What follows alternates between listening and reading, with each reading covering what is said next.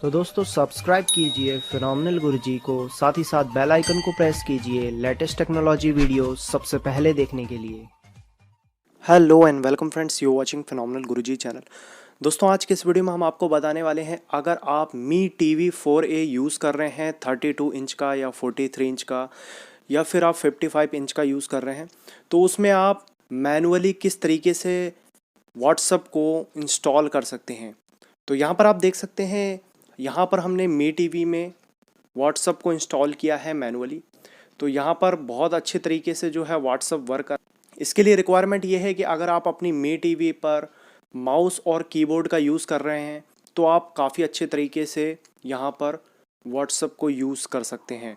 और यहाँ पर व्हाट्सअप को यूज़ करने के लिए आपको एक ऐप इंस्टॉल करना होगा।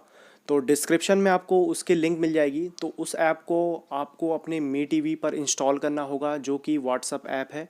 और जैसे ही आप इंस्टॉल कर लेते हैं तो कुछ उसी तरीके से प्रोसीजर वर्क होगी। वहाँ पर अपना जो मोबाइल नंबर है आप वेरीफाई करें और यहाँ पर आप जो है व्हाट्सअप मी टीवी पे यूज़ कर पाएंगे। तो ये कुछ प्रोसेस है, अगर आप मी टीवी पे व्हाट्सअप यूज़ करना चाहते हैं तो आप इस तरीके से यूज़ कर सकते हैं।